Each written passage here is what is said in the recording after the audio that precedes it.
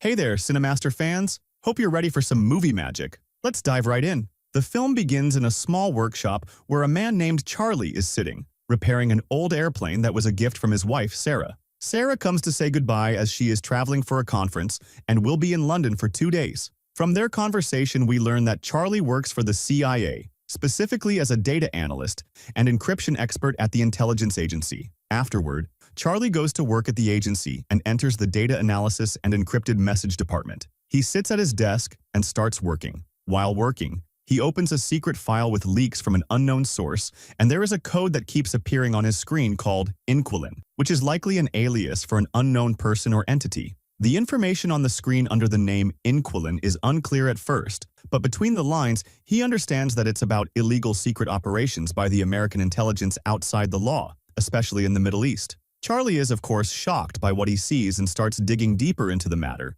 until he discovers that the US government is conducting illegal operations in other countries and hiring terrorists to carry them out. The biggest shock for Charlie is when he learns that the person responsible for these operations is his boss, Moore, who is also the deputy director of the agency. Naturally, Charlie is stunned and leaves the office quickly. By chance, he meets his friend Alex in the hallway, who notices that Charlie is not himself and seems worried. Charlie tells Alex about the secret files he discovered, and Alex advises him to stay out of it to avoid getting himself into trouble. That night, when Charlie returns home, he misses his wife very much. He calls her phone, but it's switched off, so he sends her a voice message saying that he misses her. It's clear that Charlie loves his wife Sarah deeply. The next day, when he arrives at work, he finds Moore waiting in his office. Charlie is surprised and asks if something is wrong. Moore asks him if he knows anything about what happened in London, but Charlie says he doesn't understand what he's talking about. Moore orders him to come with the agency director, who will explain things to him. And at this point, Charlie starts to worry.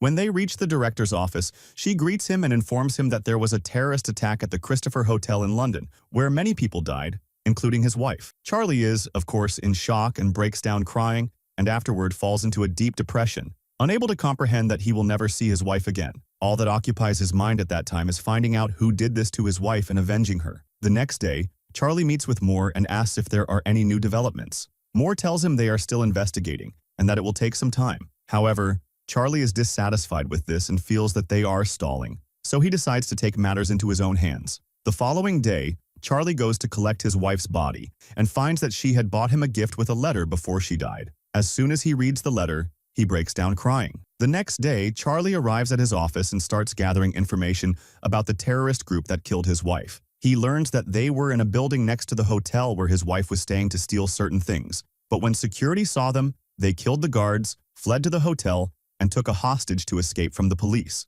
However, Sarah, his wife, defended the hostage, so the terrorists took Sarah instead. Charlie discovers the names of his wife's kidnappers are Mishka and Elish, but the man who killed her is named Schiller, an important and dangerous figure with many connections to mercenaries. It becomes clear that these terrorists are working as a front for corrupt state agents, and even Schiller's assistant, whose name is Gretchen, involved with them in the case, had a background in intelligence and is currently in Paris. She has a habit of going to a particular cafe in Paris every day. When Charlie presents this information to Moore, he is surprised that Moore is not shocked and realizes that Moore already knew all this but was hiding it from him. Charlie gets angry and does not understand why Moore is acting this way. Moore tells him that they can't take real action on the matter right now for the sake of national security and suggests he see a psychiatrist because he's clearly under a lot of stress. Charlie actually goes to the psychiatrist and tells her that he feels intense anger inside and wants revenge. But it's clear they don't want to do that for some unknown reason, and he tells her that he will avenge, even if he has to take matters into his own hands. The next day, when Charlie arrives at work, he enters a secret room and steals dangerous files about Moore's illegal activities. Then he goes to Moore's office and confronts him with everything he knows. We learn that Moore arranged many terrorist operations, including the one that happened in a hospital in Syria, as well as a military base in Yemen and another operation in Afghanistan. He also found evidence that Moore and the agency covered up the deaths of more than 1,000 civilians, all killed in illegal operations, and blamed it all on supposed terrorist attacks for the sake of shared political interests between America and other countries. Moore is, of course, shaken by what Charlie says and is afraid of being exposed. He knows that if this information is leaked, they'll all be finished. But Charlie is not afraid and tells him that there is a certain code that he must enter himself every 5 days. If he does not do this, then all of his files will fall into the hands of the 3 most famous journalists in the country, and he will be imprisoned. If he thinks of imprisoning or killing him, these files will be leaked immediately. Moore asks him what he wants in exchange for not leaking the files. Charlie tells him that he needs his help because he wants to kill the people who killed his wife himself, without their help, as he no longer trusts them. Moore is surprised because Charlie has no combat experience and has never held a weapon in his life. But Charlie insists and asks to be put in specialized training to learn combat skills properly. Moore is forced to agree so he won't be exposed, and arranges for Charlie to receive practical training under supervision. Colonel Henderson supervised, and as days go by, we see Charlie developing and becoming a professional agent. However, after a while, we see that the training did not yield any results because Charlie is, by nature, a sensitive and decent person who could never hurt anyone, even though he is a genius. One day, Henderson sits with him and tells him that some people are born killers, but unfortunately, Charlie is not one of them. When the time for the mission comes, he won't be able to kill them because he is not a killer by nature. Charlie is discouraged by what he hears, but he still insists on avenging his wife himself. At the same time, we see that Moreau and the agency are conducting their investigations and research to find the location of the secret code Charlie planted, which contains all the information and data that would expose them. They search his office thoroughly, but still don't find it. They also search his house for the code, but can't find it either. Naturally, Moreau becomes very angry and decides at that moment that Charlie must be eliminated no matter what. He gives the order to get rid of Charlie. That night, an agent sneaks into the room where Charlie is sleeping to kill him, but is surprised to find him gone. He discovers that Charlie escaped because he knew and was sure they were going to kill him.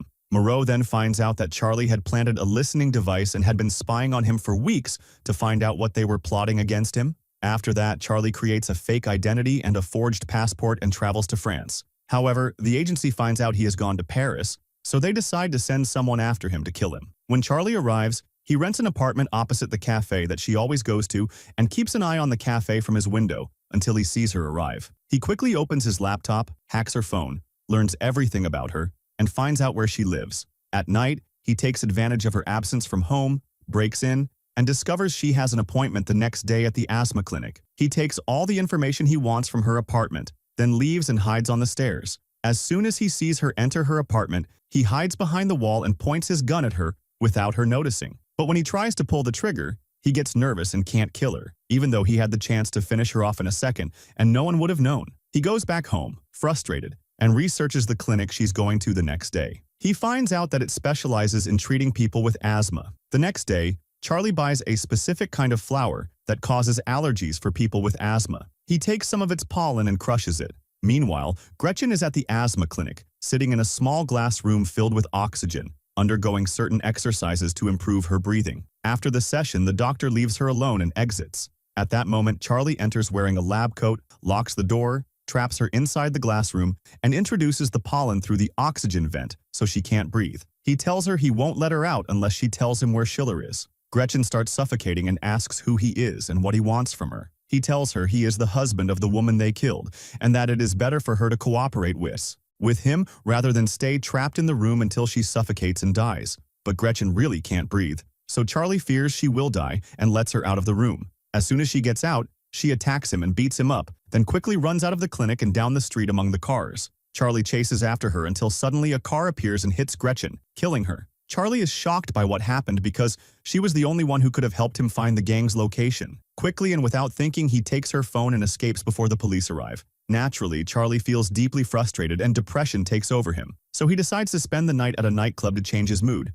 But while he's at the club, he's surprised to find Henderson in front of him, so he immediately realizes Henderson is there to kill him. He runs out and hides in another building, but Henderson follows him. Charlie is forced to confront him to find out what he wants, and is surprised when Henderson starts giving him advice and life lessons on how to deal with people. Charlie is puzzled by his words and thanks him for the advice, but then learns that Henderson has planted a bomb in the place, which will explode in moments. Seconds later, the bomb does indeed explode, and Charlie quickly escapes. Afterwards, he contacts Inquilin and tells him he needs her help and must see him face to face. Inquilin finds out he is in Turkey and sends him the address where they will meet. The next day, Charlie arrives in Turkey and meets Inquilin, surprised to find she is a woman. Inquilin tells him they must leave immediately and asks him to meet her at her car in half an hour. After half an hour, Charlie gets in the car with her and they drive off. On the way, she tells him about her life. We learn that she is a Russian widow who was married to a former KGB agent and is now an intelligence agent herself. Her husband taught her how to encrypt data, and she had been communicating with Charlie all along to help him expose the criminals in the country. Charlie tells her he needs her help now to reach the people who killed his wife and get revenge himself. She agrees and takes him to her secret house, where he discovers that she has been gathering the same information about the terrorists as he has. But she has new information because she found out that Mishka is currently in Spain. At the same time, we see the intelligence director meeting with Moreau because she suspects he is up to something suspicious. But Moreau keeps dodging her questions and doesn't reveal anything he's doing. The director leaves and gets into her car, where her assistant brings her a picture of Henderson and tells her that Moreau sent Henderson after Charlie to kill him. The director is now sure something is wrong and decides to investigate the matter herself. The next day, Charlie arrives in Spain and learns that Mishka spends most of his time at the rooftop swimming pool. He decides to plant explosives there. One day, Mishka is at the rooftop pool as usual and is surprised to see Charlie standing in front of him, asking him to tell him where to find Schiller. Mishka is, of course, surprised and thinks Charlie is joking, asking who he really is. Charlie tells him he is the husband of the woman they killed and reveals his identity. He doesn't intend to cooperate with him, but if he tries to escape, he'll press the button he has, and then the swimming pool beneath him will explode and he'll die. But Mishka still refuses to say anything. He keeps swimming as fast as he can to get out of the pool before it explodes, but he can't manage to escape because Charlie presses the button, and the swimming pool gradually explodes beneath Mishka until he dies.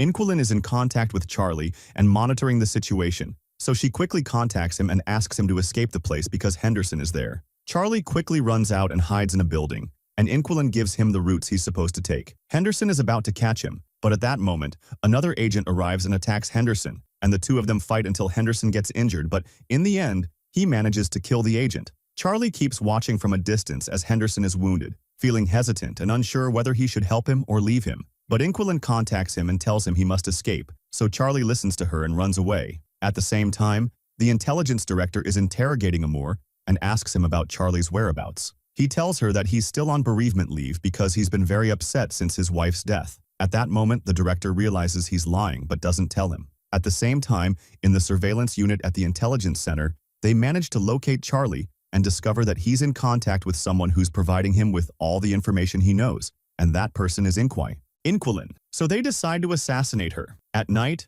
while Charlie and Inquilin are sleeping, they hear the sound of the alarm and realize that the agency has found their location and sent special forces to eliminate them. They both quickly escape, get in the car, and drive away, but unfortunately, the special forces kill Inquilin. In the end, Charlie manages to escape them. He parks in a remote place and keeps crying over her, kisses her on the forehead for the last time, then leaves her in the car and walks away, lost and not knowing exactly where he's going. All the way, he can't get the image of his wife being killed out of his mind, and the anger inside him grows even more, and he stops caring about anyone. Charlie had stolen Mishka's phone, and a message arrives on it from which he learns that a missile deal is going to take place in Romania, and that Elish will be responsible for delivering the shipment. On the day of delivery, Elish is standing alone next to the missile crates when suddenly Charlie shows up and reveals that he's planted explosives in the shipment. If he tries to move away from it, the whole place will explode. Charlie introduces himself and tells him that he's Sarah's husband, then asks him to tell him where Schiller is.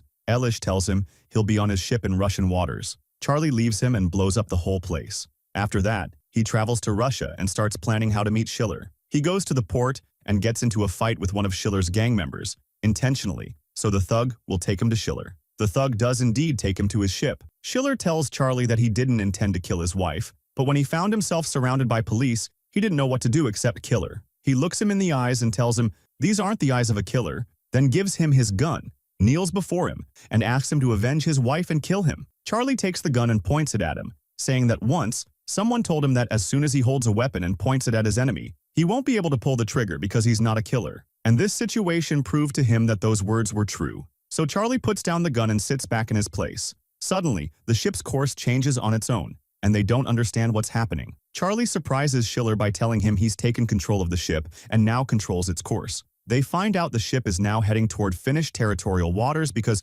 Interpol is waiting for them there to arrest them. Within moments, Interpol and the police storm the ship and arrest Schiller and his men. Afterward, the intelligence director appears in a press conference and tells the public that she discovered that some high-ranking people in the agency were involved in illegal operations, but she asked them not to worry because they will all be held accountable. At the same moment, Morrow and all those involved with him are arrested. A few days later, Charlie returns to the country and goes to meet Henderson, thanking him for not killing him even though he had the chance to do so. After a while, Charlie repairs the plane his wife had bought him as a gift and flies it, feeling victorious after avenging his wife. And the movie ends. If you liked the video, subscribe to the channel and activate the notification button so you never miss an updates.